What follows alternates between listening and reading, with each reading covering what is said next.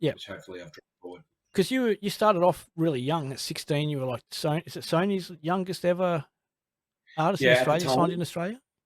Yeah, at the time, Yep. I was on a TV talent show called Star Search Yep. back in the day, and before reality TV as we know it, and I got spied by Dennis Hanlon and A&R guy John Watson, Yep.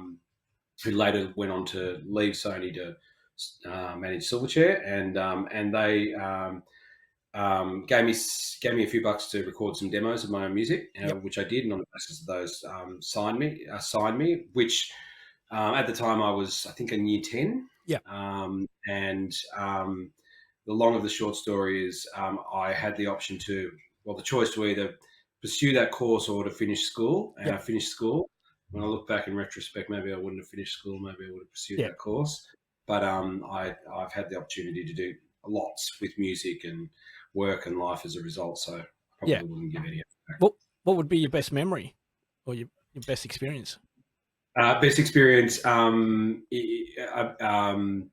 that time, Yeah. or Like, when on your music in journey, music. through your music journey. Yeah.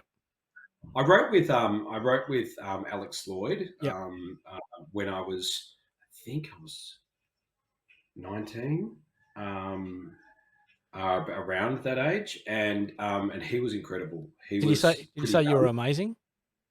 He didn't say that. I think I might have said that to him. He was incredible, really talented, brilliant singer, and that was a special little memory where I got the opportunity to go and hang out with him for a day and see his world and get to experience what it was like to write with him. Who he's a writer that I kind of really rate. Yeah, yeah. So when you sit down to write, do you have any rituals you go through, or do you just sit down and just start writing? I like to do 15 minutes of breath work. No, I'm joking. No, I mean, it's really like, when inspiration strikes, right? Yeah. I don't plan writing. Yeah. It's often when I'm driving in the car or walking to the train station or, on the train. When you're doing things that aren't about writing, it's just biding the time that inspiration tends to strike. And I more often these days use my little dictaphone on my phone and record ideas and then come back and bring them to life, unless I'm around my guitar and you have the opportunity to just sit down and kind of go. But songs will come quickly, or songs will be like a kernel of an idea that you have to craft over time. There's not really a one way that it happens for me. You're just saying that ideas come to you on the train, and you have like your dictaphone. Have you ever had to crack open your dictaphone and sing into it while you're on the train? Well, I've done it all. Yeah, I've sung.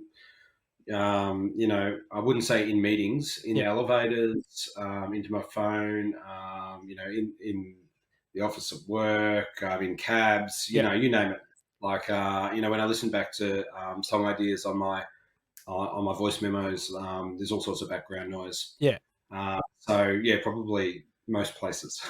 Talking of background noises, you might hear the dogs snoring because it's raining. It's buggering down with rain here, and so the boys have come in, and every time there's a noise with the wind, one of them will start up, and so if you hear them going, just ignore them. No, I can't hear them, but I trust you that they are indeed snoring. I think my dog's snoring too upstairs somewhere because it's wet. Yeah, it's wet here, and they're sitting in front of the heater. They're loving it.